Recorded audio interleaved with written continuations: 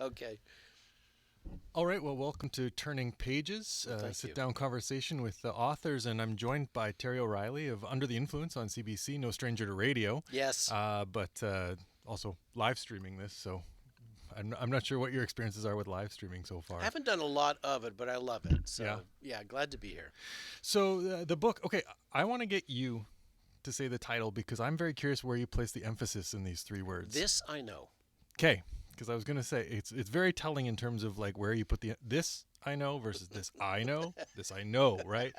And of course when you're reading it, you're like interpolating your own kind of Yes. experiences of like what you're placing the emphasis on. And I was curious as the Yeah. author, obviously as someone who comes from marketing, concision is Yeah. something important. And words are very important. So I'm Yes. curious about the title and sort of the genesis of the title, first of all. I did an episode a couple of years ago that I titled This I Know. And it was an unusual episode for me in that it was, instead of me telling five stories, which is really the structure of my show, I tell five stories in my show. It was a bunch of little things that I had gathered along the way. It was just me kind of dispensing marketing insights or lessons I had learned along the way of my career. And I called it This I Know. And I just started each little insight or each little tidbit with This I Know. And it got a huge response from listeners. And I was quite amazed at that, in particular from marketers. Because remember, my radio show isn't aimed at marketers. Right. My radio show is aimed at average Canadians because I want to take them, and this is the genesis of the show and still is. I want to take the average Canadian inside the marketing industry so they can see the decisions we make, so they can see the how boardroom presentations go, take them into studios, so they can get, like I say, a backstage pass to the closed world of advertising. Right. But that show was kind of a little bit aimed at marketers. So when there was such a reaction to that, I tucked it in my back pocket as a thought. And then a couple of years later, when I started to write this book, which is for marketers, for small to medium businesses, I said, I think I know the title. It's Right. This I It's Know. this I Yeah. know. So the stuff that you had kind of done within the radio program under the title "This I Know" is that.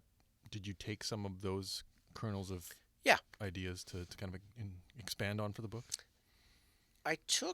Yes, I did. I took insights from the show to build that book. But remember that the strange thing is it's aimed at marketers. So Right. it's almost like I had to turn the telescope around. Instead of this is how marketing affects you, is how can you create great marketing. So Right. I take the nuggets, but then I have to turn the perspective around. Right. So one of the ideas is you talk about elevator pitches, right? Yeah. And sort of like being precise Yes. and you have to kind of get your message across in a very brief amount of time. In fact, you talk about, imagine it's actually an escalator pitch and you're going up and the other person's going down. So you really have like the few In the seconds time in you which you pass pass each them, other, yeah. right? Did you think about that in terms of the book and the chapters? Because sometimes structurally it feels like there's an economy to it that you're doing your own sort of escalator pitches for I each of these am. ideas. I really wanted. I think marketing can be really dense and complicated for a lot of people. I think just to explain marketing, often I kid, but I'm only half kidding when I say a lot of marketers look at marketing like it's a 5,000 piece puzzle, all sky. Mm, So what I'm trying to do is really simplify the thinking, because this book doesn't tell you what to think. Hopefully, it shows you how to think. And I wanted to make it really understandable, and that it's in bite-sized pieces, and that it could become a well-thumbed companion to a small marketer, that it's easy to digest. It doesn't leave you more confused or less, or has no effect on you. I hope it has a big effect on you because it's so simple to understand. right. It's very much process oriented. Yeah. And I'm curious about the process of making the book Yeah. then. Like, because of course there's got to be some sort of editing process where you have things that you abandon or like a nugget that you then kind of built another sort of section or chapter on that initially was maybe not a full chapter. Yeah. Like, how did that That's an come interesting question. The same thing happens with my radio show, by the way. Is I discovered this early in doing the show, that the show tells me what it's about. So I'll start to chase a theme, and as I'm doing the research, the show will send me in another direction. Like that will become the show. And the same with the book. Like I'll have a great little storyline I want to talk about, but it doesn't fit in the chapter. So it doesn't get in the book. Like it just as great as that story is, it doesn't fit. So you have to make that really tough decision as an author to leave it on the cutting room floor. That's always so difficult. What thing did you abandon that you most wanted to work into it? Well, let me think about that. I don't know if anything pops to mind that quickly, but and there, oh, well, let me say this. There's another aspect to this too. This is my second book, so there were stories that I told in my first book that were really relevant to this book, but I've already told them. Right. So I don't want to tell them again, even though they were beautifully relevant to that chapter. I've already told that story, so there's that juggling in this book too. Mm-hmm. Not that it didn't suffer for it, but you just have to make that decision. I've told this story in another book, and there's a good chance that my listeners will have both books. So Right. So speaking of telling stories, Yep. this is kind of one of the, I don't want to say arguments, but like kind of messages of the book is about stories that you tell as a company or as, Yep. an individual, because you also talk about, the applicability of this to, someone who's looking for a job or, using social media. This Yep. isn't entirely aimed at companies. Um, Well, some companies are only one-man shops, though, I suppose that's true. especially in this era, Yeah. right? So that's why when you look at that personal branding chapter, you think this isn't really about companies, but there's a lot of one and two people, or two-person rather, companies in the world, so they kind of do have to do personal branding. Right, and then 'Cause the they are the success of their company Yeah. can also hinge on that one individual. Then, right? But in terms of storytelling, when you're examining kind of like other people's stories, is it like efficacy? Like what kind of measure are you using in terms of like, because people enjoy different types of stories, right? Yeah. Like there's certain bestsellers that I would never read, but there are subgenres of storytelling that I find fascinating, and sort of how you measure sort of resonance or effectiveness in that sense. That's another good question. In marketing, you really want to try and tell a story that's meaningful to your potential customers or to your customers. Because the number one rule of marketing is know your customer. Right. So once you've really spent the time to get to know them, you can find commonality. Even if someone's like, I always use Apple. I go, my daughters have Apple computers and my 85-year-old parents have Apple computers. How can those two generations both love the same product? But there's a commonality there, and that is the sense of empowerment that Steve Jobs infused in those products does not know an age. Like it appeals to everybody. So when you're storytelling, I think the key is look for the commonality. And someone once said, and it's a beautiful line, the key to marketing is the study of the unchanging man being human. That the fundamentals of what makes a human being tick never change. You want to have a great job, you want to put a roof over your head, you want to be able to bring home the groceries, you want to have a great family, you want to have a satisfying career. All of those things never change. So you can tell stories that plug into those desires in life that are just meaningful. So that's the key to a marketer. Is how do you tell a meaningful story about your product that's meaningful to your end customer? How do you harvest a story from within? Maybe it's how you treat your customers. Maybe it's the story of how the company was founded. Maybe it's a particular insight you have or a philosophy. But tell me those stories, because that will make me care about you. If you just send data out or stats or just flat information, I don't feel it. And that's the key to marketing too, is not just to create a message where people intellectually understand it, but that they viscerally react to it, because if they feel your message, they will act on it. Yeah, I was thinking of this in relation to like political campaigns that we've seen in the past few years that, certain people make like what I would consider rational arguments Yeah. about positions, about policies, and then it seems like emotion does carry the day, right? That like a simple like gut check emotional message, most people kind of react because people make snap judgments, right? I Yeah. think you even talk about that in the Yes. book, that ultimately people are not putting a lot of like thought into They're like, not. what's the most effective cold water wash Yeah. for my They're not spending a lot of time on that decision. Yeah. right, that it's like, oh, this has a resonance because that ad or that color or who knows what is cause resonating. Do you, in looking at this, like worry at all about sort of the future when, appeals to reason don't necessarily hold sway, when I would hope for, let's say like a level of discourse that involves thought and fact? I'm not saying that in marketing there isn't a place for rational presentation of facts or details or statistics. I think there is a place for that, but that can't be the core of your marketing, because then it's too flat. I use eBay as a metaphor for marketing. You go onto eBay, and we've all been there. It's page after page after page of flat photography and straight description. Mm-hmm. It's hard for anything to really jump out on eBay, and that's kind of a microcosm for marketing. I think you need emotional content in a message, in a story, in order for it to be meaningful, in order for it to stick, in order for someone to actually decide to maybe act on it.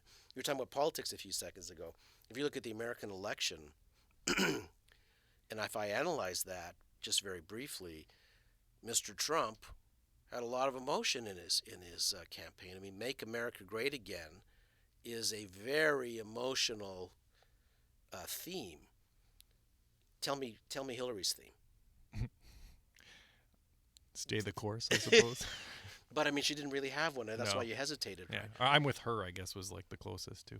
But that "Make America Great Again" is a vision for the future. "I'm with her" is not a vision for the future. There was a lot more emotion in Trump's campaign than there was in Hillary's, and that's one of the reasons why we have President Trump now, if you just want to look at politics and using emotion. Mm-hmm. Because there wasn't a lot of substance or platforms or policies coming from Mr. Trump, right? Yeah. In the campaign. You mentioned, for a company, knowing your clientele is important, but I think one of the things you kind of like argue is that like knowing yourself first is even maybe the first step before you figure out who your clientele are. Well, the very first chapter in my book is, what business are you really in? Which seems like such a crazy question to ask anybody, but the reason I ask that question in the book, and the reason it's chapter 1, is that if you don't know what business you're really in, your marketing's always going to be fuzzy. And the examples I give are, Molson is not in the beer business. You have to understand that. Molson is in the party business. Think of any Molson ad you've ever seen. Michelin is not in the tire business. They're in the safety business.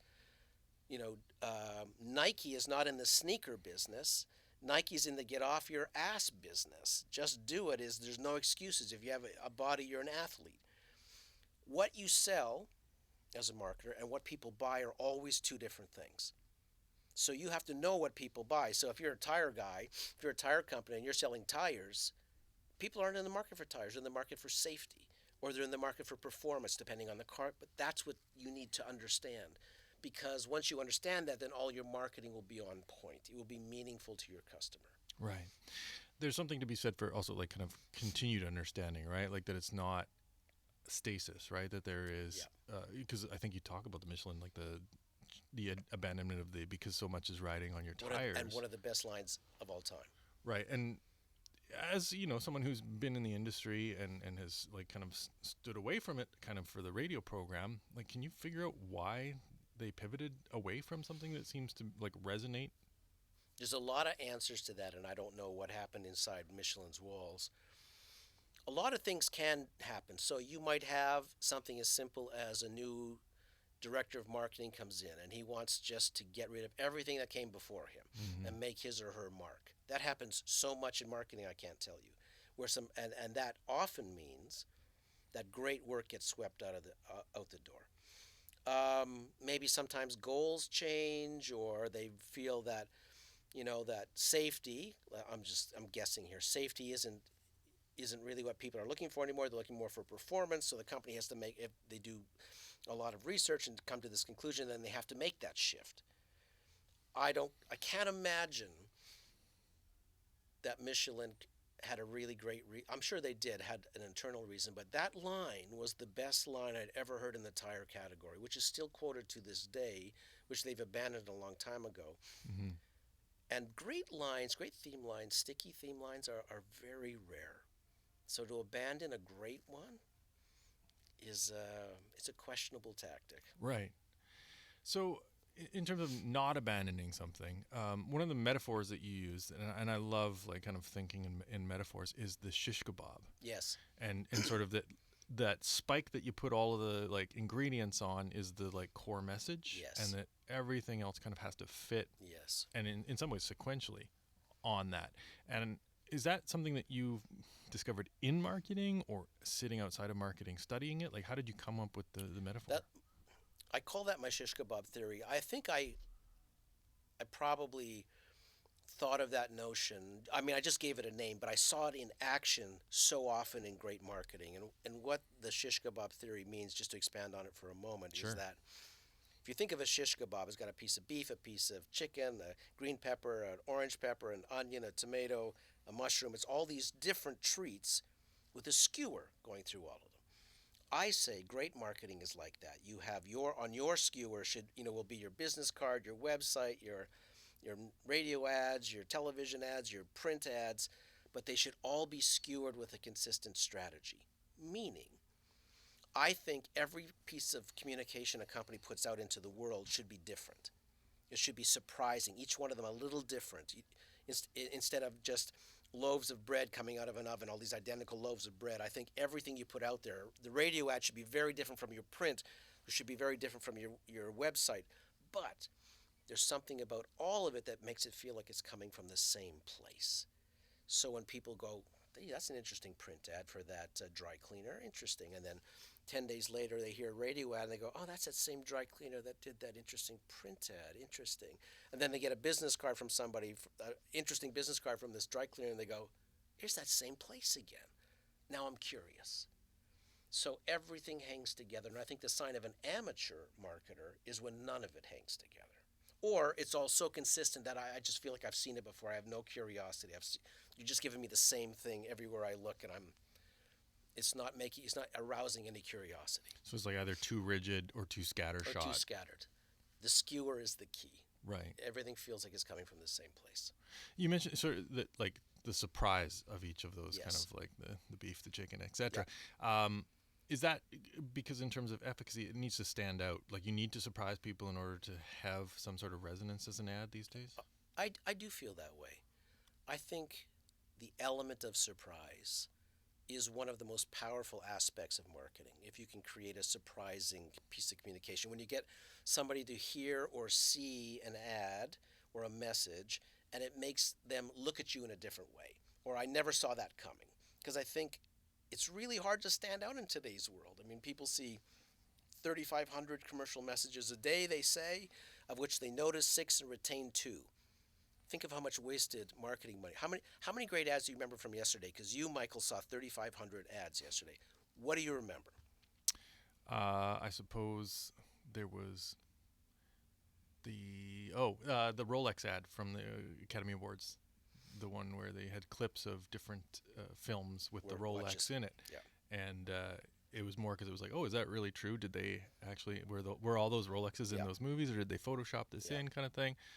That's really the only one that Yeah. stuck out. And that was a good one. They spent a lot of money to put that on the Oscars last night. Hmm. But it's not like you can name 6 great ads you saw yesterday. And even yesterday was a special Right. I mean, this broadcast, is right? kind of like if you'd asked me like the day after the Yeah. Super Bowl, right? Like there's Yeah, it's specific days where you're kind of like, on the average weekend, just because I'm home with my kids, and Yeah. kind of by the end of the day when I actually watch TV, my brain is like fried. Yeah.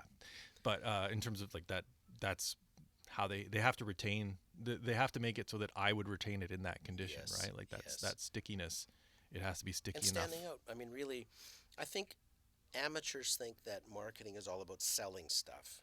And the real pros know it's about standing out. It's about differentiation. Because once you get that, once you stand out in the marketplace, once you stand out in your category, once you can do that, you'll be the number one choice. You'll be the first go-to. And then the selling just goes like crazy. If you're only concentrating on selling, you're really going to concentrate on just price at some point, and that's a race to the bottom.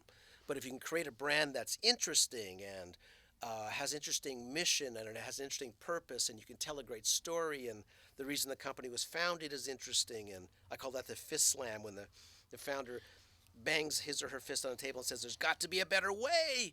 That was how I started my company. I started the company I could not find.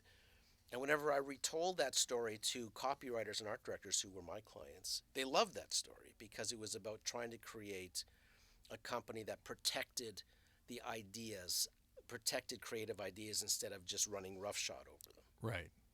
In an industry when that was all too common. Rampant.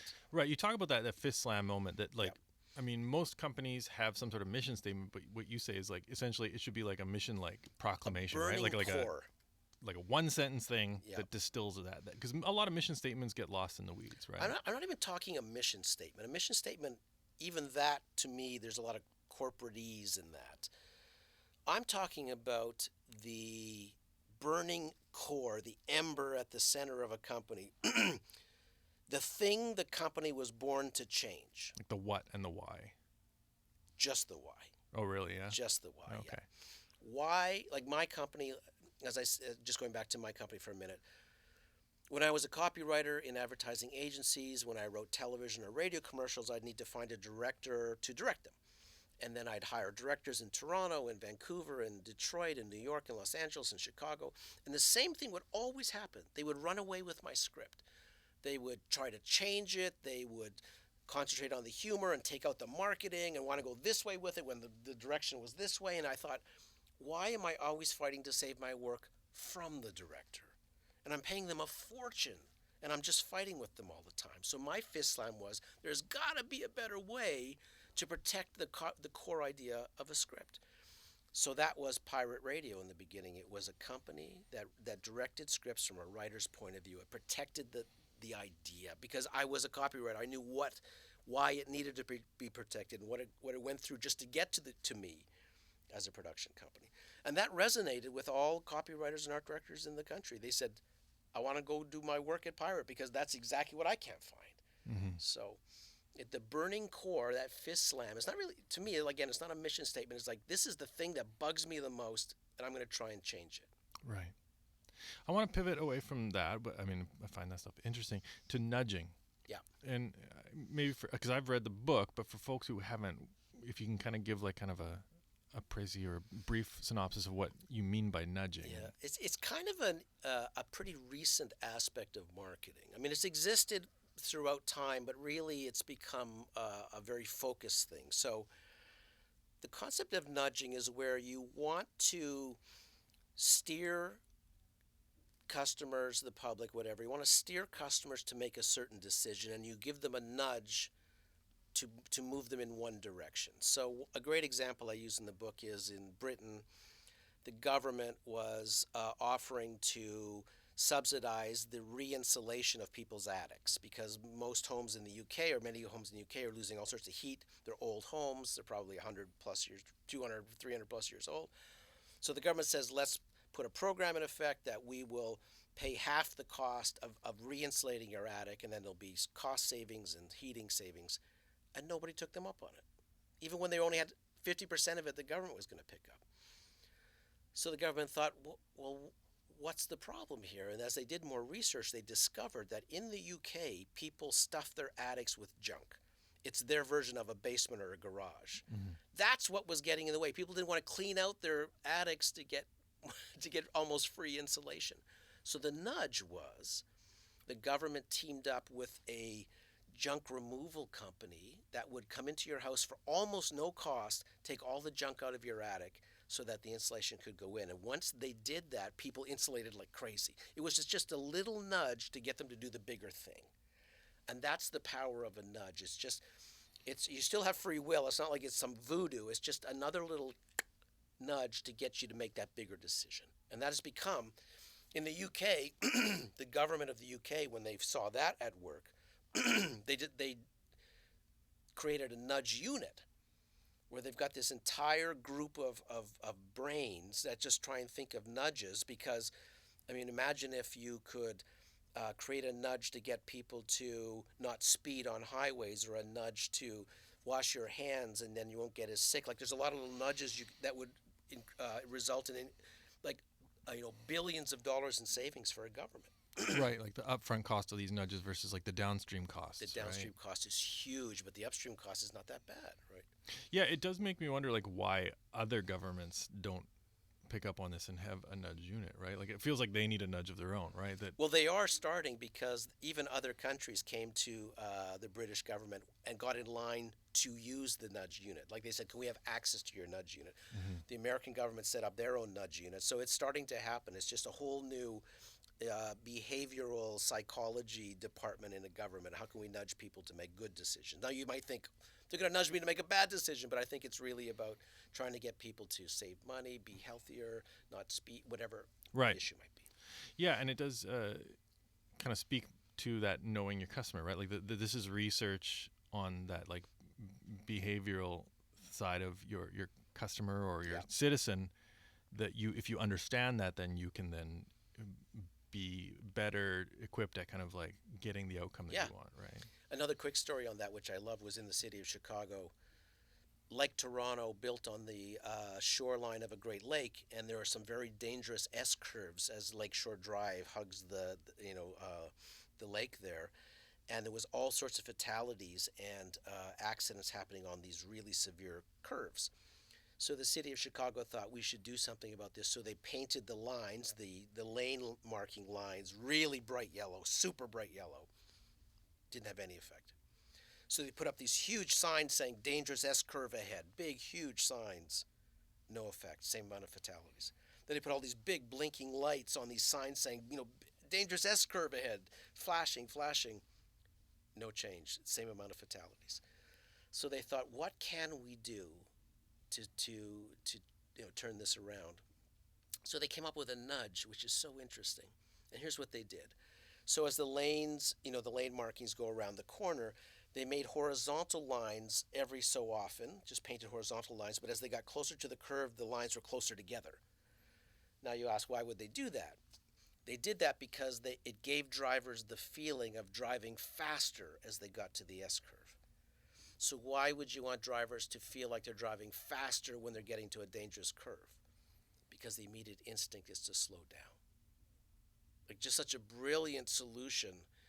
Everything else didn't work, but once they did that, they saw all the statistics disappear, like all the fatalities, the amount of accidents dropped. It was just this amazing little nudge, tiny, just paint like paint on the asphalt, made all the difference in the world. Just a nudge to get people to slow down. Right, and it's this subconscious psychology, right? Like Yeah. people don't even know that that's why they're slowing down. You just suddenly I'm feel sure. like you're driving fast, and then you start to slow down, and yeah. Yeah. So obviously you're in town tonight at McNally Robinson. Yes. Are you doing like a reading? Is there like a specific section No, you pick out, or? Terry McLeod is going to be there, and we're just going to have a really great, exactly like this, Michael. We're going to have a great discussion about the book and about marketing in general, and then I'm going to have a really great Q&A with the audience, which I always, always love. Have you ever been surprised by a question that you get at a Q&A? Like, has there ever been kind of like one that maybe sparked an idea for a show or got you reconsidering things? I would say yes. Yeah. And I get really great, like, for example, someone asked me, and I'm going to do an episode on it. Someone on this end of the book tour in a Q&A I was doing was asking about the Super Bowl, the recent Super Bowl, and was mentioning that there were so many ads or so many brands that chose to be political. Mm-hmm. And I said, you're absolutely right about that. And why that's so interesting to me is brands never take a political stance, ever. They may have, I'm not talking about cause advertising, I'm talking about making a statement against the sitting government. Because once you do that, especially in the United States, you risk losing half the audience. Right. Right? You're Republican, Democrat. I mean, if you're going after Trump, you've probably lost a ton of. But in the Super Bowl, there were at least 6, 7, 8 ads from big brands, Airbnb, Budweiser, etc., that took a huge political stance. And I know that's an episode, and that came from a Q&A from the audience. That I'm absolutely going to do that show. This is one thing that I thought about with that Super Bowl, like the America ad, the immigrant ad for Budweiser. Yeah. Right. these are concepts that would have had to have come along and been filmed like well before, say, something like the immigrant ban. But I suppose, because he promised it during the election, there was a sense that it was But coming. I know where you're going with this, but no one thought Trump was going to win. So that's an interesting point. I mean, usually Super Bowl ads are done way ahead of time because they're big productions, so big costly. money. It's the most precious ad of the year. But you're right. I would suspect that most of those political ads had to have been done between January and the February Super Bowl, which never happens. But I guess they waited for the outcome because everybody thought Hillary was going to win. So those ads would have been irrelevant. A different climate, yeah. Um, I do want to ask you one, and I mean this is like super nitpicky, but in the book you talk about the Bulls and their record-breaking season. Obviously, the Warriors came along and bested that record. Yeah. Is the paperback going to have a little annotation to change Yeah, that? maybe. But I mean, my bigger point was how that was an elevator pitch, right? That's what Coach Riley came up with to motivate the team when he wanted them to win Game 6, so there wouldn't be a Game 7.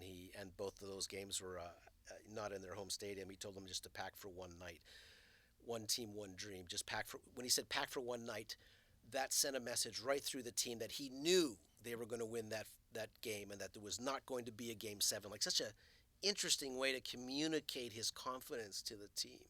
The fist on the table. The fist on the table moment, and so memorable. He could have given. Think how many speeches he could have given with that same intent, but all he said was, "Boys, pack for one night. See you on the bus." Again, the economy of words sometimes.